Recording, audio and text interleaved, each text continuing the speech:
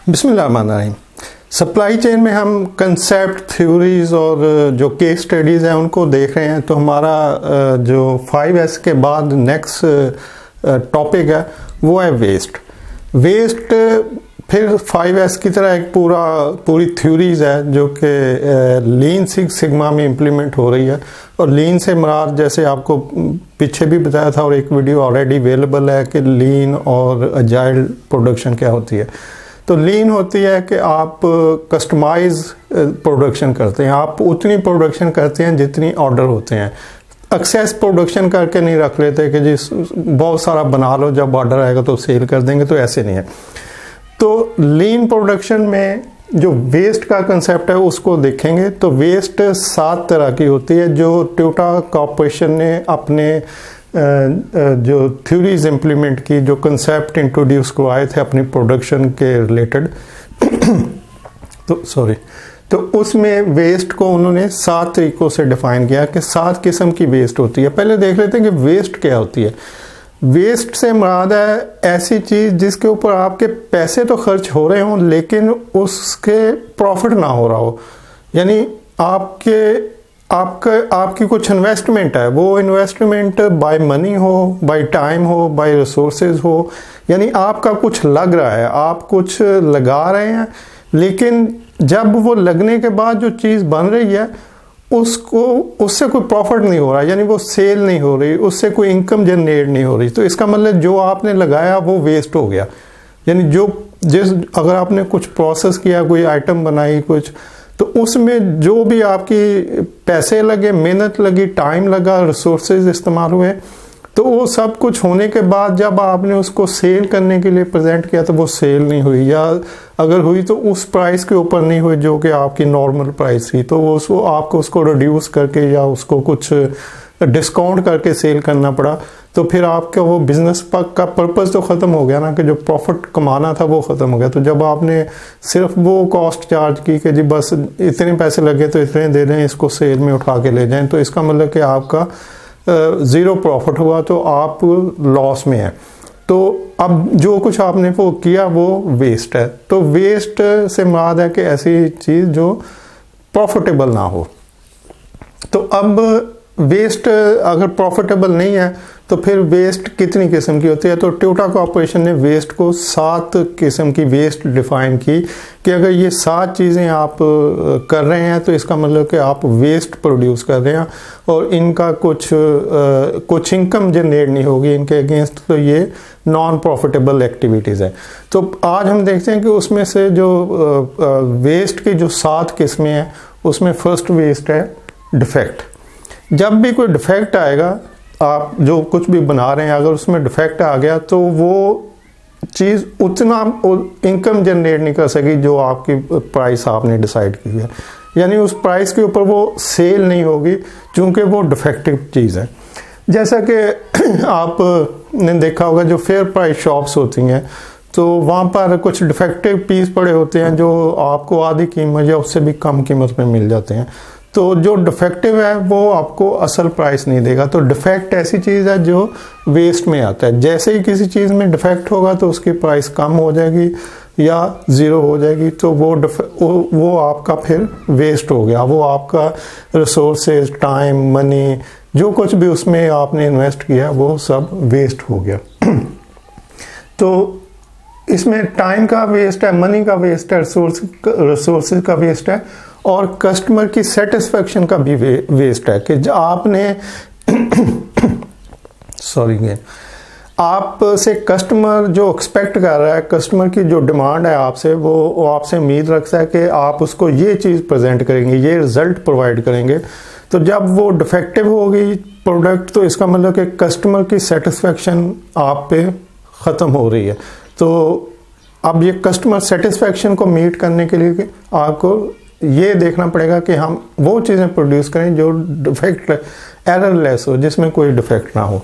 अब इस डिफेक्ट से जो डिफेक्ट की वजह से जो मतलब डिफेक्ट होता क्यों है, किस वजह से डिफेक्ट होता है, मतलब वो क्या चीज़ें हैं जिनको हमने कंट्रोल करना है ताकि डिफेक्टिव चीज़ें ना आए।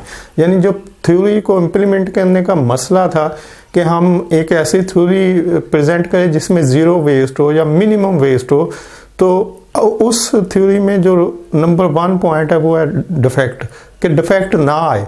तो डिफेक्ट आता किस वजह से, यानी वो कौन से असबाब है जिनकी वजह से डिफेक्टिव चीज़ें प्रोड्यूस होती हैं।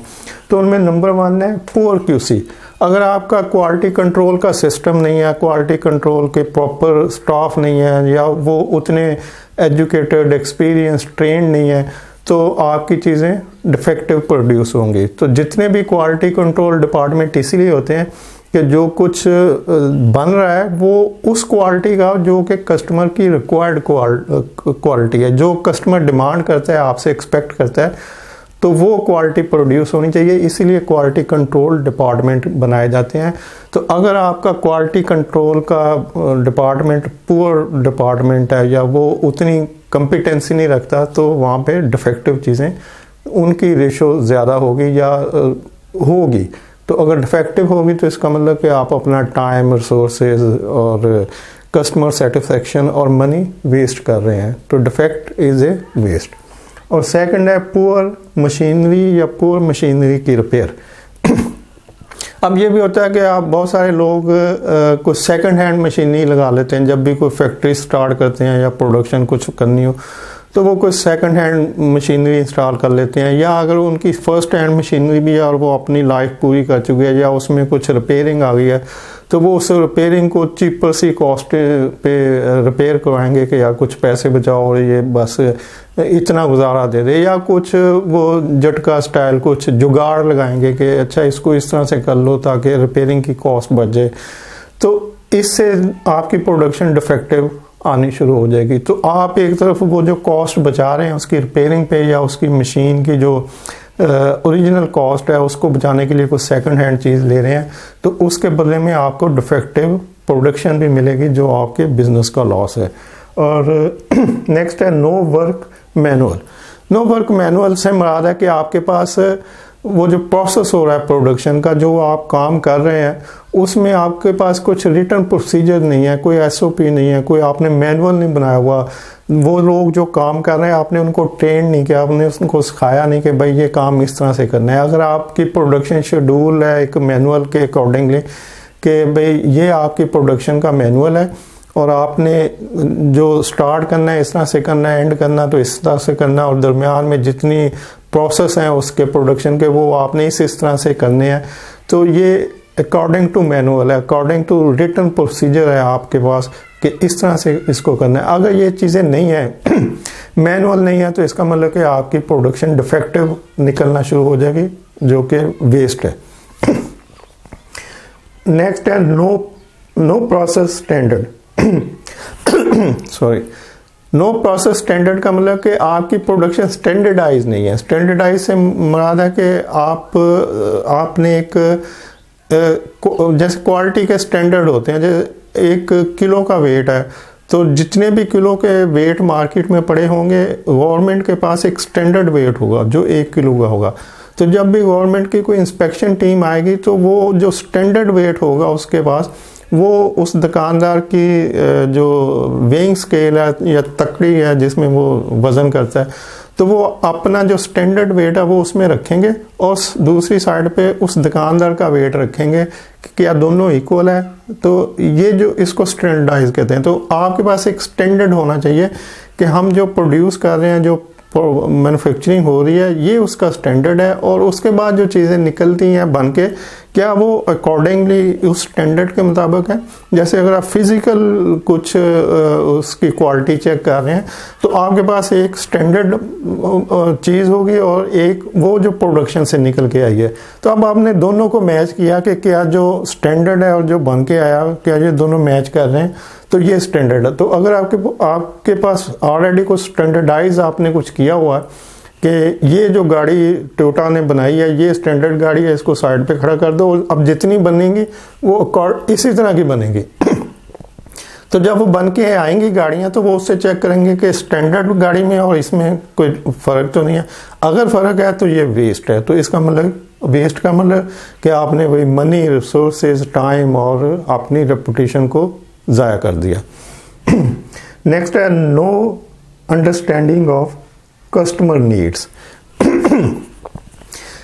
कस्टमर की नीड जो है वो आपकी प्रेफरेंस होनी चाहिए। अगर आप कस्टमर की नीड को अंडरस्टैंड ही नहीं कर रहे कि मेरे कस्टमर की रिक्वायरमेंट क्या है, फॉर एग्जांपल एक बंदा टैटो बनाने के लिए जाता है और वो साथ एक पिक्चर लेके जाता है कि भाई ये पिक्चर है, तो आपने इस पिक्चर को मेरे इस बाजू के ऊपर यहाँ टैटो बना देना है।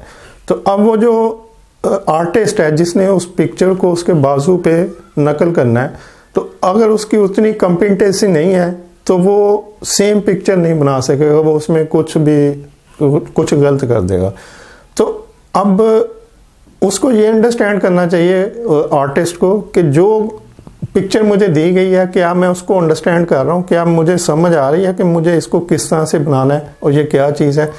तो ये जो अंडरस्टैंडिंग है कि कस्टमर की रिक्वायरमेंट क्या, कस्टमर आपसे क्या एक्सपेक्ट कर रहा है, अगर आप उसको जानते हैं तो फिर आप एक सही प्रोडक्ट उसको देंगे बना के। अगर आपको कस्टमर की अंडरस्टैंडिंग नहीं है तो फिर आप वेस्ट प्रोड्यूस करेंगे, जो भी बनेगा वो वेस्ट होगा। तो कस्टमर की अंडरस्टैंडिंग जो है वो भी एक इम्पॉर्टेंट चीज़ है ताकि वेस्ट मिनिमम प्रोड्यूस हो या ज़ीरो वेस्ट प्रोड्यूस हो।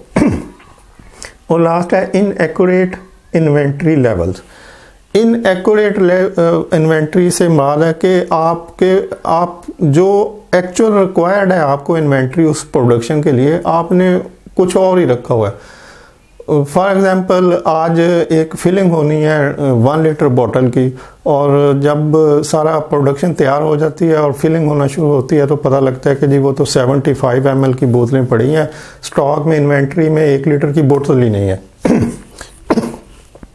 तो अब ये जो इनएक्यूरेट इन्वेंट्री है कि जो आपको रिक्वायर्ड था वो था नहीं, और जो जिसका ऑर्डर है वो आपके पास है नहीं, प्रोडक्शन तैयार है, तो अब इनएक्यूरेट, अब आप प्रोडक्शन को भी नहीं रोक सकते, लोग अपनी अपनी शिफ्ट के ऊपर खड़े हैं, मशीन तैयार है, सिरप तैयार है फिलिंग के लिए। तो अब क्या होगा कि अब आप उसको चेंज कर देंगे थोड़ा सा कि ठीक है भी आज 75 ml वाली बोतल को फिल करवा दो, तो कल या परसों नई बोतलें आएंगी 1 लीटर की, तो फिर हम उनको कर देंगे। तो इनएक्यूरेट इन्वेंट्री आपके वेस्ट है। आपने उस दिन को तो गुजार लिया, आपने प्रोसेस कर लिया, प्रोडक्शन कर ली, कुछ बोतलें जो नहीं रिक्वायर्ड थी वो फिल करके रख दी। तो ये इनएक्यूरेट इन्वेंट्री की एग्जांपल है कि आपने वेस्ट प्रोड्यूस की। तो वेस्ट जितनी भी होगी इसका मतलब है कि अगर चीज़ें डिफेक्टिव आ रही हैं तो वो आपकी वेस्ट है। Thank you.